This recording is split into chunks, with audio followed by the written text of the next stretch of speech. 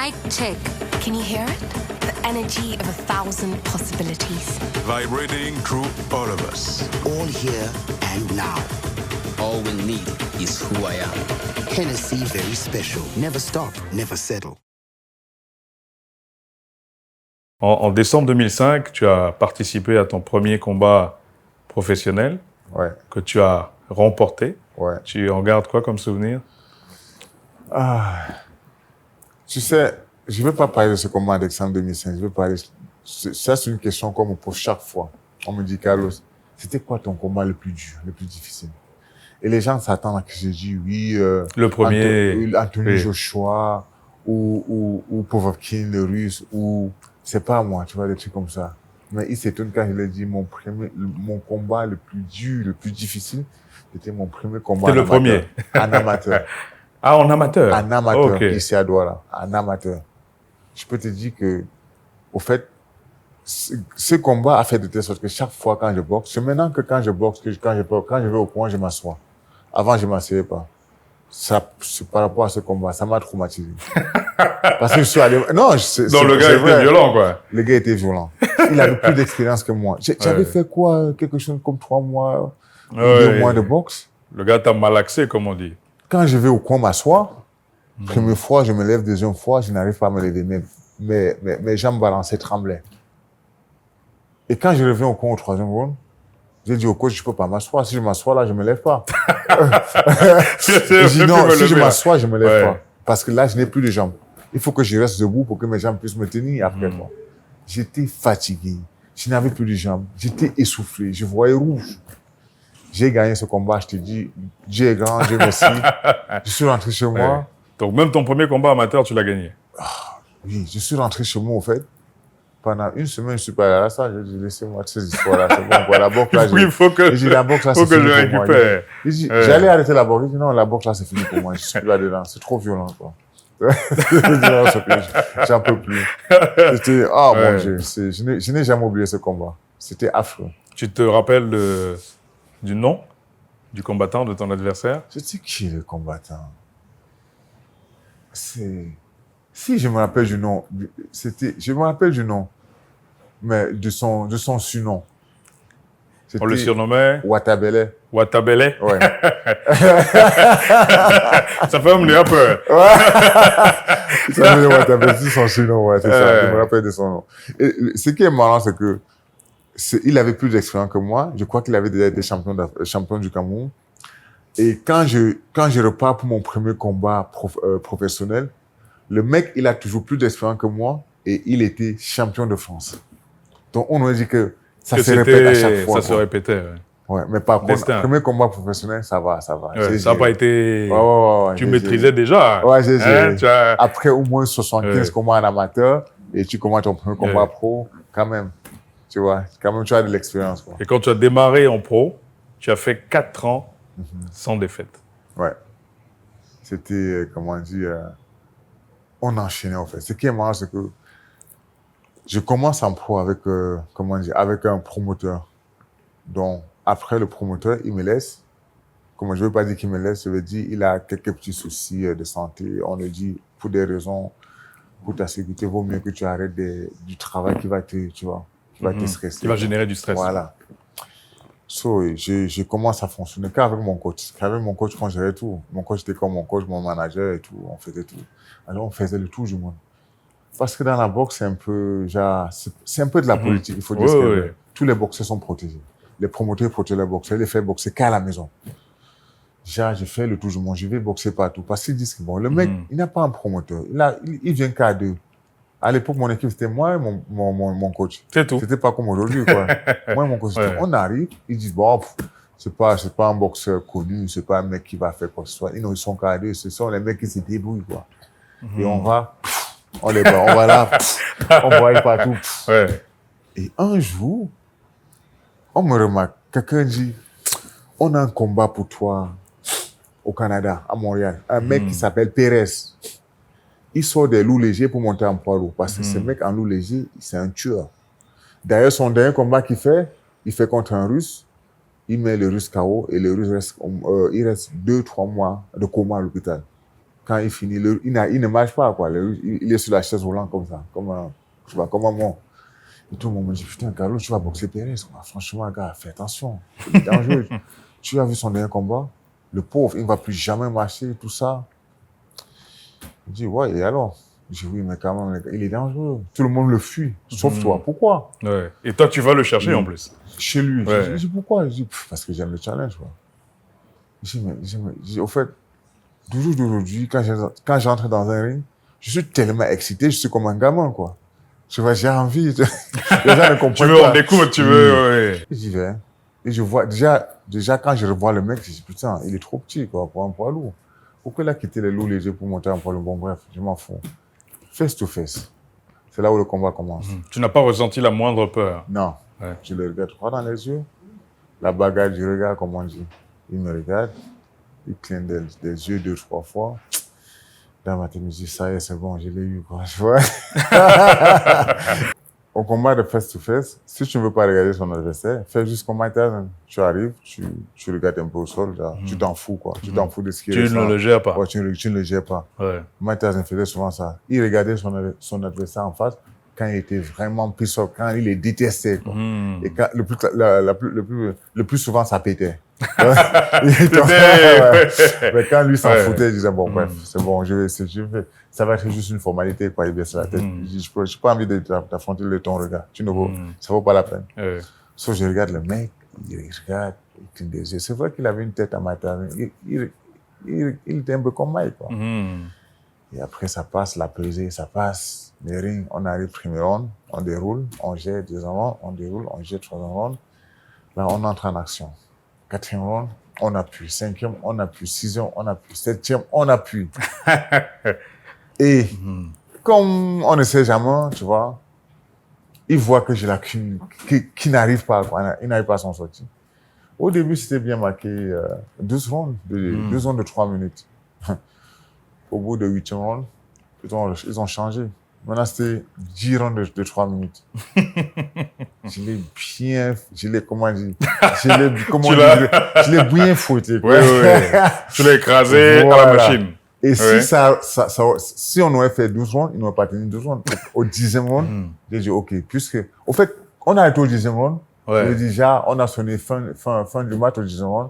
Même mon entraîneur, il disait, comment, 10 rounds, c'est pas fini. Mais les juges ont dit, non, c'est fini, c'est 10 rounds. Alors que sur les papiers, c'était pas marqué 10 rounds.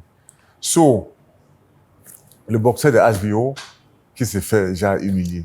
Je gagne le combat. Par un gars qui est venu le battre chez lui. Même le score sur la télévision était affiché, je gagne le combat.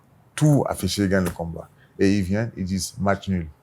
Je dis, OK. Ouais. Même le journaliste de HBO qui vient derrière, qui me dit, oh, Carlos, tu as gagné ce combat, en fait. Ouais. T'inquiète pas, tu as gagné le combat. Je dis, ah oui. On me dit, d'habitude, quand tu prends un mec qui est dans sa production, que tout le monde le supporte, il a tous les sponsors pour lui, tout ça, on ne peut pas permettre qu'il perd. Qu'il perd à domicile. Voilà, à domicile. Oui. Non, on ne peut que donner match nul. Et je dis, OK, il n'y a pas de souci, j'accepte. Tu vois, j'accepte. Bon. C'est on va dire, le mauvais côté de ta stratégie, parce que tu es souvent allé te battre contre tes adversaires chez eux. Donc, tu as souvent été désavantagé par justement, le fait de te battre à l'extérieur. Oui, justement, je discute souvent avec les gars qui me disent, oui, tel boxeur est meilleur, oui, tel c'est meilleur. Je respecte tous les boxeurs de ma catégorie. Ce sont des champions, tu vois. Je veux dire, un mec comme Anthony, un mec comme, je sais pas, Wilder, tout ça, les Américains, je les respecte tous. Mais qui ne viennent pas me dire, oui, je suis champion, je te bats, tu n'es rien. Moi, je vais les regarder. Je vais les dire, tu as boxé où on a vu, comment on dit, tu as fait quoi on a vu. Tu as fait quoi on a vu. Tu as fait quoi, les gens ont confirmé. Voilà, tu as allé boxer où on a vu. Tu es resté dans ton village. Tu restes à la maison. Tu as boxé toute ta vie dans ton village et tu me parles de boxe. J'ai boxé partout dans le monde, en Russie, à la Nouvelle-Zélande, au Canada. Partout j'ai boxé, j'ai fait mes preuves. Et toi, tu vas me parler, tu es champion, je le respecte, tu es bon boxeur, mais attends. Il dit, la première fois qu'Anthony Joshua est sorti pour aller boxer à New York, je vois l'image, ça me fait encore rire parce que j'étais assis comme toi. J'étais assis, comme toi et moi, avec son promoteur d'hier. Il dit, mais il dit, putain, l'autre est contrôlé dopé, donne-moi ce combat, quoi, à New York. Il me dit, il me dit Carlos, non. Il me dit, tu boxes avec Usyk, tu gagnes Usyk. Et je te fais faire un rematch. Je dis, OK. Il dit, alors tu prends qui? Il rigole. J'ai pris le Mexicain, l'Andy Ruiz, là, le mec un peu gros, là, tu vois. Et je regarde, ah, OK. Même mon coach, à l'époque, il rigole, je dis, wow, Anthony va le battre vite fait. Après, j'ai dit, vous savez, dans le poids lourd, on ne sait jamais, quoi. Avec un coup, même le vat gros, comme on dit, peut finir. Il faut pas dire ça. Il dit, non, mais Anthony va gérer ça. Il dit, tu peux pas dire ça, faut pas dire ça. Oui, Anthony peut le battre en 3 rounds, comme Anthony peut prendre un mauvais coup. Et voilà ce qui était arrivé. Il a perdu. Son match, c'était sa première sortie. Ouais. À Madison Square Garden. Il a perdu. C'était, comment dire, l'objet du marketing. S'il avait gagné, Anthony qui sort pour gagner, pour aller conquérir l'Amérique. Ouais. On avait tout mis. C'était ça le storytelling. C'était ça le story. Ouais. Il a perdu. Le documentaire Netflix était en préparation. Il a perdu contre une espèce de petit gros que je respecte beaucoup. Pas sa détermination, pas son courage. Ouais. Putain. Je dis, ce mec, et il avait dit même dans une interview en disant que oui, il se vante qu'il est champion, tout ça, je respecte beaucoup, mais pourquoi on a arrêté le combat contre Carlos Takam avec lui? Et il a dit, je vais faire mieux que Carlos Takam. Et il a fait mieux que moi. Donc, respect, quoi. Il a fait respect à lui. Ah oui, un grand respect. Ouais. D'ailleurs, tu as donc perdu en 2017 contre Anthony, au point. Ouais. C'était à Cardiff devant 80 000 personnes, si ma mémoire est bonne. Est-ce que tu t'es dit à ce moment-là, j'aimerais prendre ma revanche à Bonaberry? Oh. À Bonaberry, forever. Non. Oui. Je me suis dit, tu évoques un sujet, c'est bien ça. Je me suis dit, j'aimerais bien prendre ma revanche en Afrique. Pas forcément à Bonaberry, mais en Afrique. Pas forcément au Cameroun, pas forcément à Bonaberry, mais en Afrique. Ouais. Les gens ne savent pas comment ça s'est passé. Donc, j'étais en numéro 2, le numéro 1, qui allait boxer avec lui, Poulev. On ne sait pas ce qui s'est passé. On dit qu'il se blesse. Et on m'appelle exactement 10 jours du combat. 10 jours. Sans préparation. Comme j'aime bien m'entraîner, voilà. Et on me dit, bon, Carlos, tu es le challenger numéro 1, qu'est-ce que tu fais? Je dis, un championnat du monde en 10 jours? On me dit, oui. Je dis, putain, mais c'est pas possible, vous rigolez. On me dit, je dis, mais putain, les gars, je suis pas prêt. Ouais. On me dit, écoute, soit tu fais, soit, voilà, on te déclasse, on me donne une autre personne. Et 10 jours. Ouais, j'ai réfléchi. Au début, après, j'ai dit à mon coach, à mon promoteur, j'ai dit, bon, laisse tomber, on va pas faire ça, c'est trop. C'est trop short, ouais. So, je suis sur les pages Instagram, je fouille. Je tombe sur une espèce, sur une vidéo où un monsieur disait que oui, j'ai interrogé Anthony aujourd'hui. Il a dit, ouais, s'il boxe les gars de Carlos Takam, tout ça, il va les descendre en 3 rounds. Ça a piqué mon ego, quoi. Là, tu as dit, what the fuck? What? 3 rounds?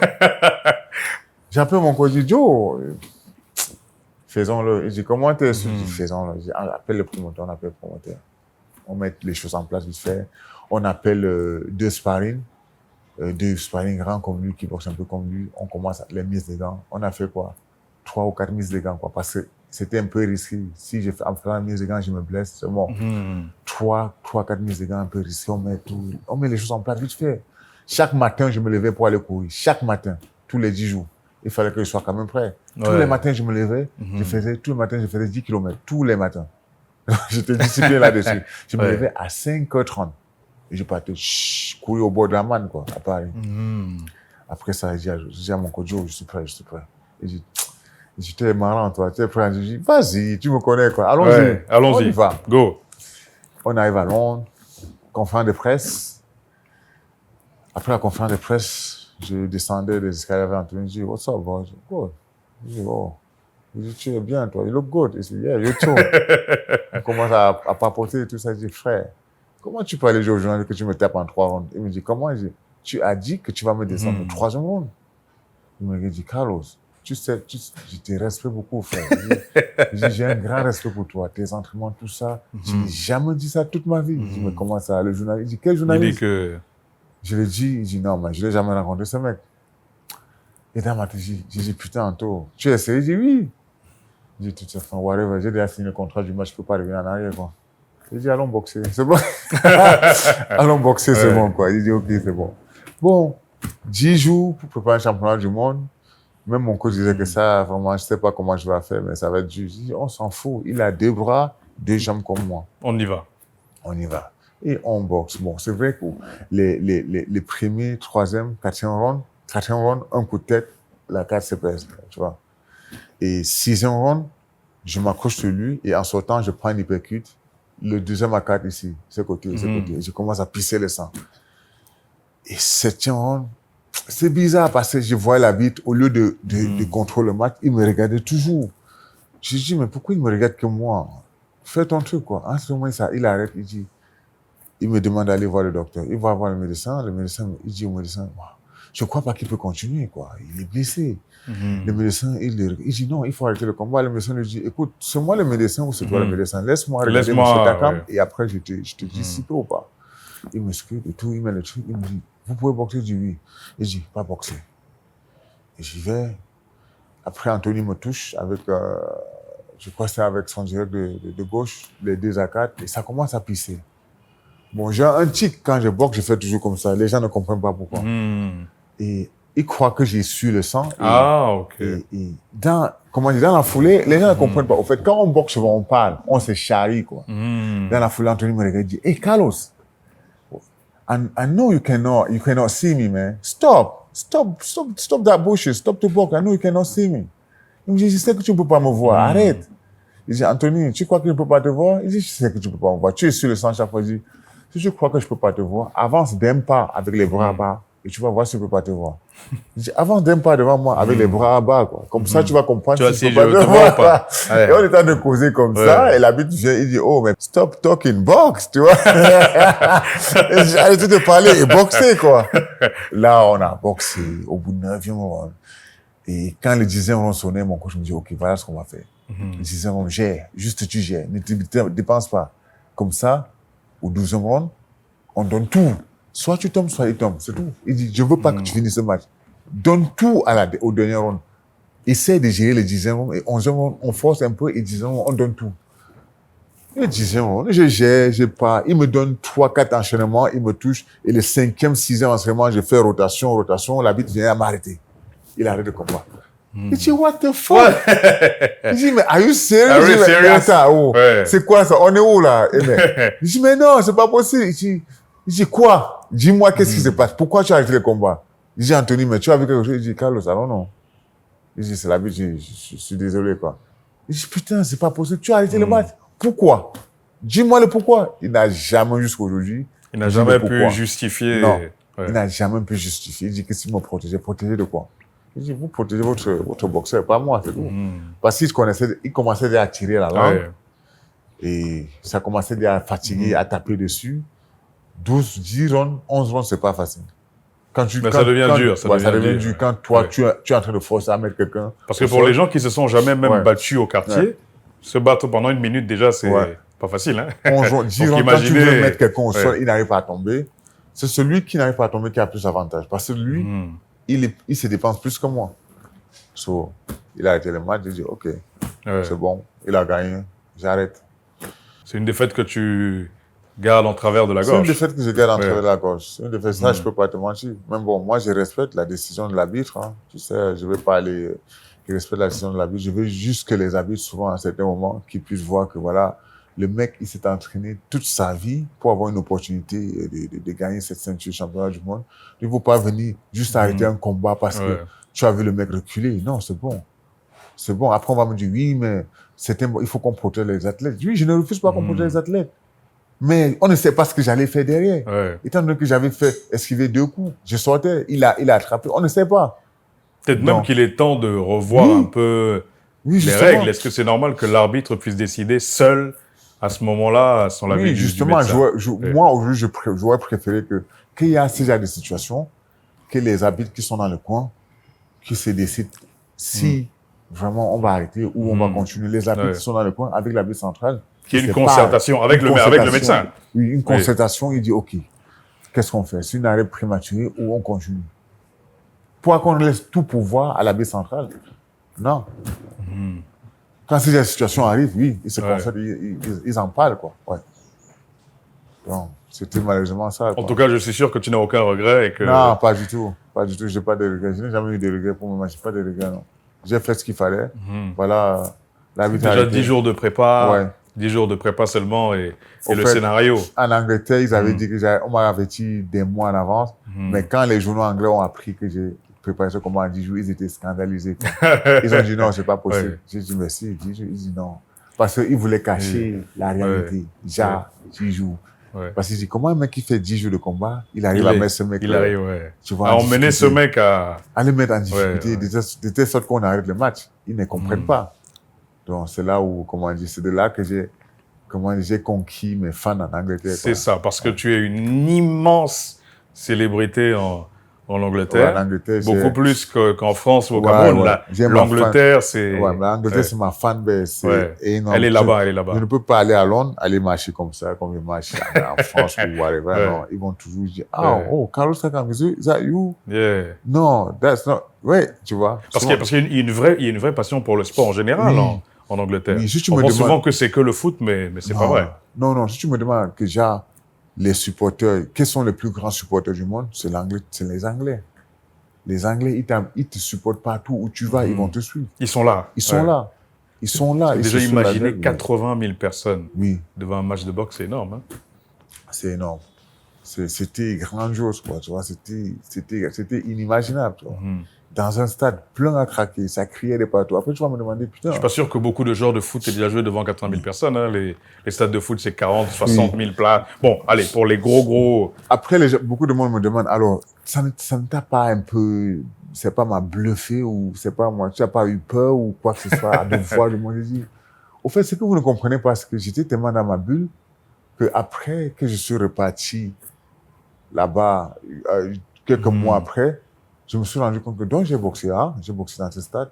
Quand je suis entré dans le ring, je voyais que les gens qui étaient au bord du ring, les gens dans le... Tu les voyais pas. J'étais dans ma bulle. Ouais. Je ne voyais pas, je vois que les gens qui étaient autour du ring, c'est tout.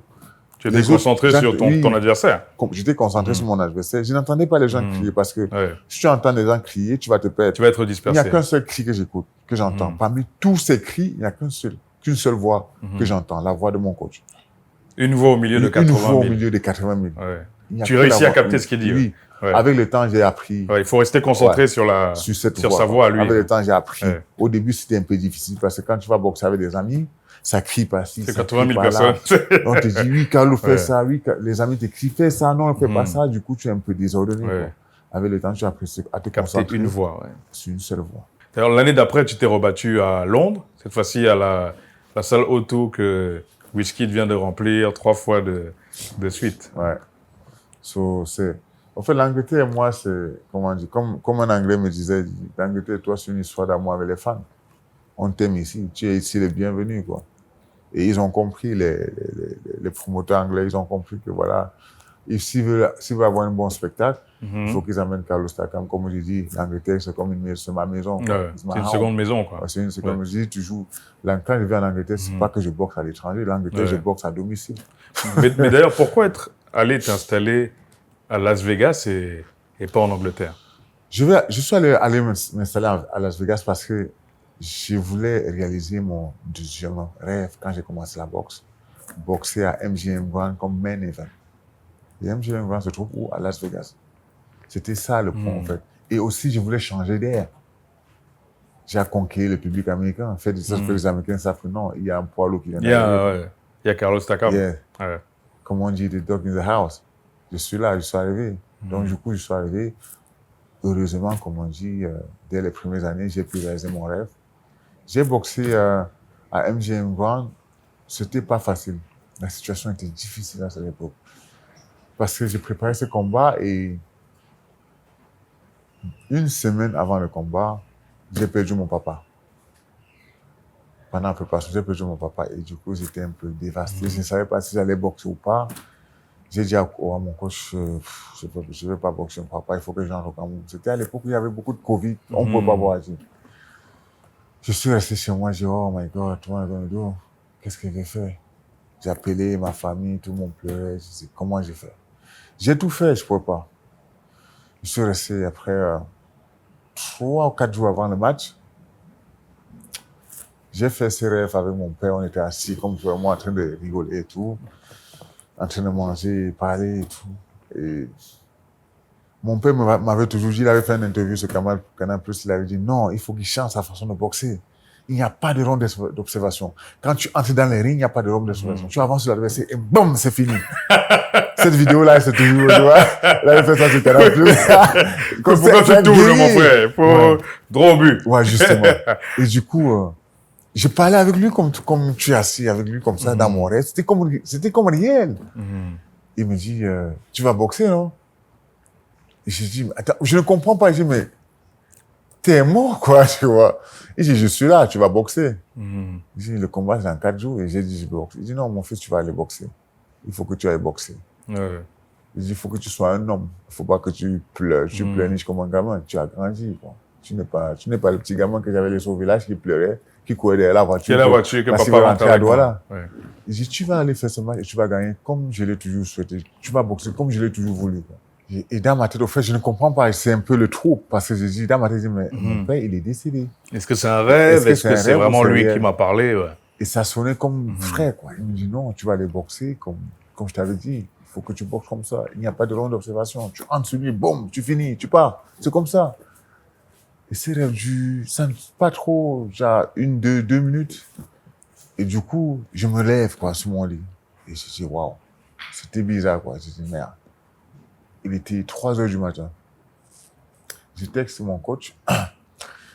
Je dis, ouais, je texte à 3, je sais qu'il dort, quoi.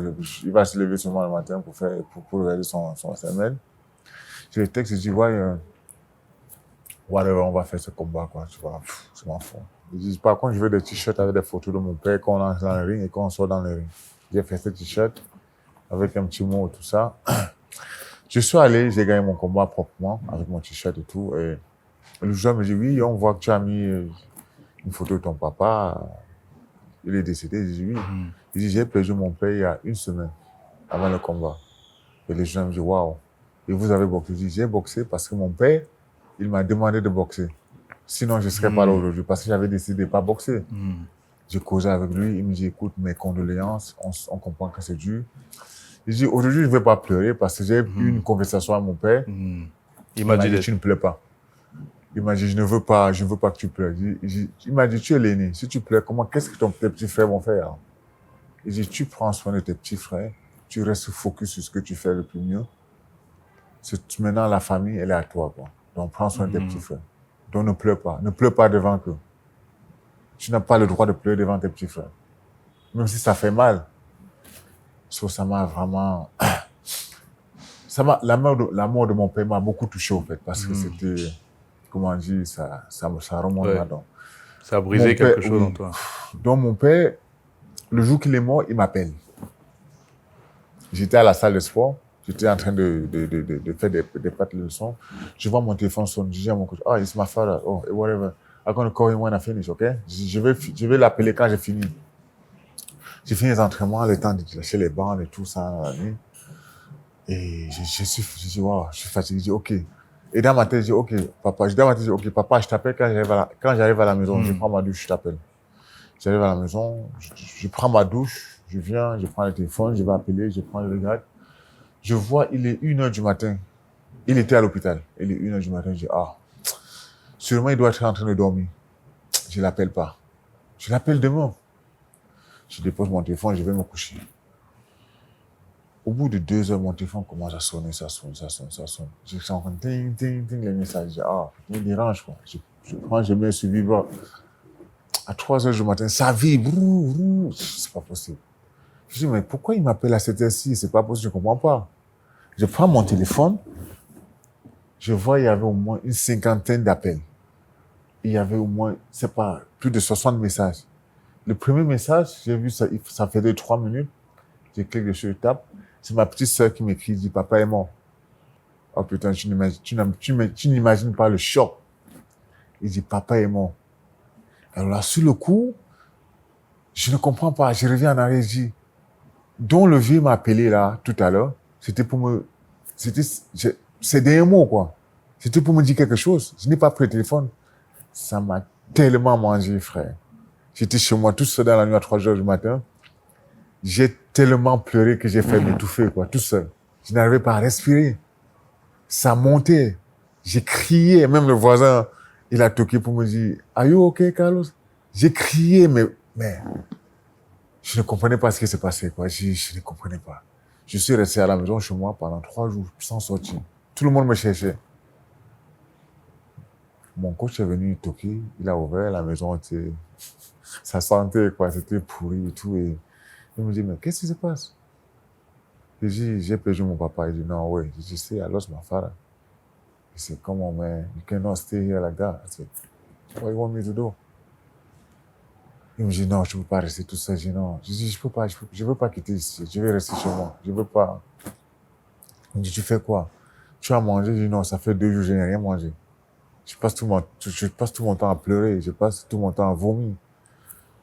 Il me dit, non, Carlos, tu peux pas rester là. Je dis, écoute, je reste ici. Je veux pas aller chez toi.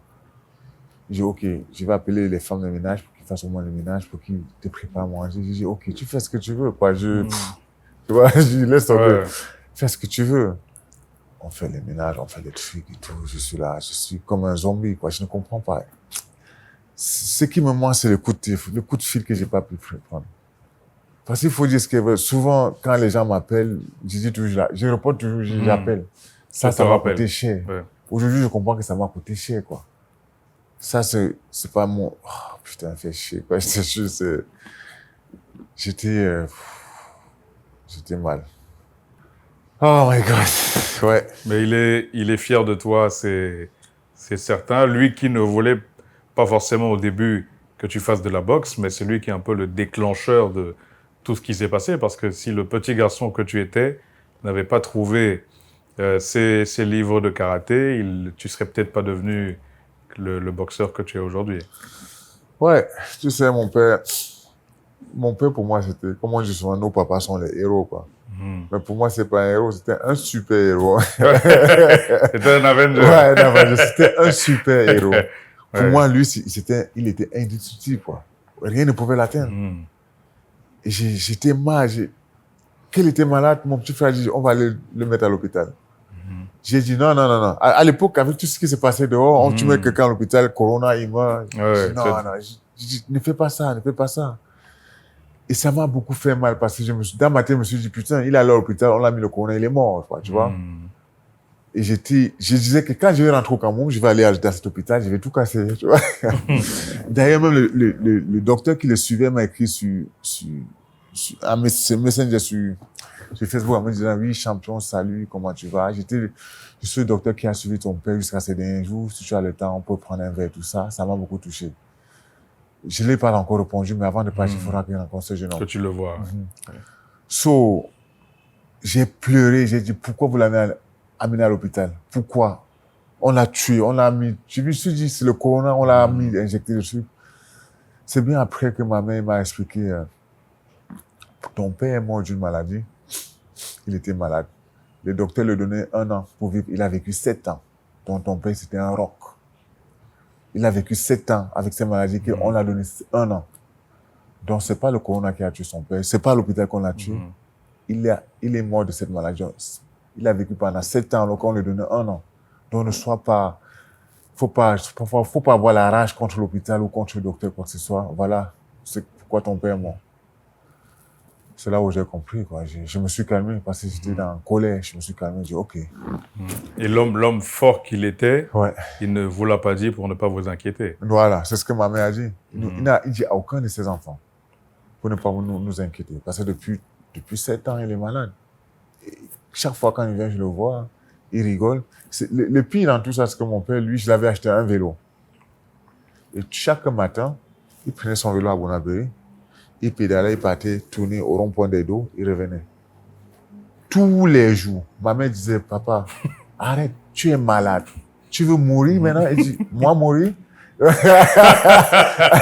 Captain Américain. Je te jure, il me dit, invincible. Ma mère disait que s'il te plaît, calme-toi. Il dit, quoi? Je suis un sportif. Je dis, papa, à plus de 70 ans, tous les matins, tu vas faire, je sais pas combien de kilomètres à vélo, tous les matins.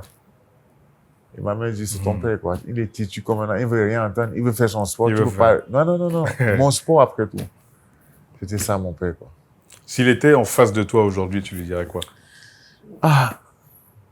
S'il était en face de moi aujourd'hui, comme tu dis, non seulement j'allais pleurer, j'aurais beaucoup de trucs, beaucoup de choses à lui dire, quoi. Franchement, les choses que je n'ai jamais pu lui dire, tu vois. Et je m'excuserais de tout ce que j'ai fait, tu vois, quand j'étais gamin, de toutes les difficultés que j'ai causées, tu vois. Il était toujours en train de me crier dessus, mais non, c'est pas possible, mais fais ci, mais fais ça. Et je me rends compte que c'était pour mon bien. Même si certaines choses, je n'étais pas du tout d'accord avec lui, même quand j'ai atteint un certain âge, 20, 25 ans, je discutais souvent avec lui. D'ailleurs, je discutais souvent avec lui par rapport au match qui s'était passé à Kinshasa. Mohamed Ali, George Foreman. Lui, c'est un grand fan de Foreman. Ah! Oh my God. Pas de Ali. Non. Pas de ronde d'observation, Charles. Tu fais boum, ça. Il dit comme Foreman. Et moi, je l'attaquais souvent quand je le voyais en entraînement. Je dis, papa, la boxe, c'est du oui, la boxe. Je dis, tu te rappelles Foreman? Je dis, oui. Il me dit tous les jours, chaque fois, il me disait, ce match Foreman a laissé Ali gagner. Et c'est pas la première personne qui me dit ça. Ouais. Il me dit, ce match Foreman a laissé Ali gagner. Mais comment je dis, Ali, c'est je dis, oh, Ali, il parle beaucoup, c'est bon. Je le respecte, il parle beaucoup, mais Foreman, c'est un dieu à cuire, c'est un guerrier. C'est un frappeur. Ali, il fait quoi? Il ne fait que te toucher et fuir. Non, c'est Foreman. Et au fait, je lui dis, je l'ai nagué, je dis, papa, Ali, c'est le meilleur. Ali, il a tapé Foreman. Il dit, non. Il arrive de me dire, non, ne parle pas ça, ne dis pas ça. Foreman, c'est le meilleur. C'est un frappeur, c'est un tueur. Il démolit tout le monde. Je dis, bah oui, il démolit tout le monde. Et Ali, il dit, non, il a laissé gagner. On discutait chaque fois de ce match. Donc, s'il était là devant moi aujourd'hui, j'allais déjà le remercier pour tout ce qu'il a fait. Non pas seulement pour moi, mais pour la famille, mes frères, tout le monde. Quand je dis ma famille, c'est pas seulement ma petite famille, moi et mes frères, mes demi-frères, quoi. Je veux dire ma grande famille. Parce que mon père, il est mort, il a cassé beaucoup, il a brisé tout le monde. C'était lui le parent, quoi. C'était lui le patrimoine. Que ça soit, comment dire, quand on parle de la tradition, mon père, même si mes grands-pères avaient leur successeur, il venait voir mon père avant de prendre n'importe quelle décision. C'était lui le vieux que tout le monde entendait. Quand il y avait un problème dans la famille, il venait, il faisait comme ça, tout le monde s'était, il parlait. Même avec les successeurs de mes grands-parents. Il parlait, c'est lui qui dirigeait la famille. Il est mort, les deux familles cassées. Je suis allé au village, j'ai vu, pendant la réunion familiale, c'était, sans mon père, il n'y avait rien, quoi. Il y avait un grand vide. J'ai dit, il est parti trop tôt, en fait. Une immense perte. Ouais, il est parti trop tôt. Qu'est-ce qu'il peut faire? Dieu en a voulu ainsi, on respecte. Ouais. Que la terre de nos ancêtres lui soit légère. Justement. Alors toi, quel père tu veux être aujourd'hui? Oh my God. Ouf. Au fait, la dernière fois que j'étais à l'école, il y avait un psychologue qui est passé. On a fait une étude, il y a une espèce de truc où il faut remplir pour voir quelle personnalité tu as. Profil psychologique. Profil psychologique. Et dans le cadre de quel père je serais, on m'a dit que je serais un père très protecteur. J'étais mort de rire. Je dis, waouh! Et ça me ressemble, en fait. Ça me ressemble. Toi, Quand je dis souvent aux gens, je dis, Carlos, si tu as un fils, il va faire la boxe. Et quand je dis non, ils sont surpris, quoi. Je dis, comment ça? Je dis, non, il va pas faire la boxe. Pourquoi tu veux que mon fils fasse la boxe? Et pourquoi tu veux que mon fils fasse la boxe? Pourquoi? Je dis, mais non, tu es un boxeur, tu es un champion. Je dis, non, mon fils, je vais pas dire à mon fils, va faire la boxe. Il va faire la boxe. Peut-être, il veut faire la boxe, il le fait. Mais moi, je vais pas amener mon fils, tu vas être comme, c'est trop de pression. Non. Mon fils peut-être faire la boxe, mais s'il veut faire la boxe, je vais laisser faire la boxe. Mais être compétiteur de haut niveau comme moi, tu veux pas forcément. Je crois pas que je vais accepter, en fait. Ah, tu vas refuser. Ah, si lui il veut, tu vas dire non. Non, c'est beaucoup de sacrifices. Donc tu vas l'empêcher de réaliser ses rêves. C'est beaucoup de sacrifices. Vraiment, c'est beaucoup de sacrifices. C'est beaucoup de sacrifices. Vraiment. Tu vois que tu le protèges déjà avant même de l'avoir. Oui, c'est beaucoup. Il veut faire la boxe, il n'y a pas de souci, mais pas dire qu'il va faire des championnats du monde comme moi, non. C'est beaucoup de sacrifices. Tu te sens prêt à devenir père? Ouais. Ça fait ça fait aujourd'hui 1 an que je me sens prêt. Avant, c'était genre, avec ma carrière, tu vois, j'étais pas vraiment stable. toujours en train de voyager, faire des... En un an, on a quoi? J'ai 3 combats de boxe. Ou 2, souvent. Si je veux boxer en février, ça veut dire que janvier... si je veux boxer en mars, ça veut dire que janvier, février, c'est bloqué. Je suis en camp d'entraînement. Donc, je ne vois pas de famille. Tu ne vois personne. Ouais. Après, peut-être 2 mois ou 1 mois de repos. Après, je capte encore les 2 mois. Ainsi de suite. Tu vois? Donc, si je boxe 3 fois, j'ai 6 mois off. Hors de ma famille. Si je boxe 2 fois, j'ai 4 mois off sur 12. 3 fois, 6 mois sur 12. Ouais. C'est beaucoup, hein? Et comment les femmes que tu as eues l'ont géré, ça? Oh my God, on va pas parler des femmes, s'il vous plaît. Coupé. Tu veux pas en parler? Coupé. Oh my God. Laisse-moi avoir un petit peu de... Oh, j'ai chaud, quoi. Putain, j'ai chaud. Comme on dit, ting, j'ai chaud. Chin. Wow. On passe là-dessus, s'il vous plaît. On retourne à la boxe. Le 24 juillet dernier, tu as perdu contre Jojo Rice au point. Et là aussi, tu as contesté la décision. Ouais. Comme disaient mes fans anglais, ils disaient que le scénario se reproduit, quoi. Pourquoi? L'histoire se répète. Ouais, l'histoire se répète. Pourquoi? Donc, ça n'a pas... Bon, moi, tu sais, j'ai appris à vivre et à apprendre de mes échecs.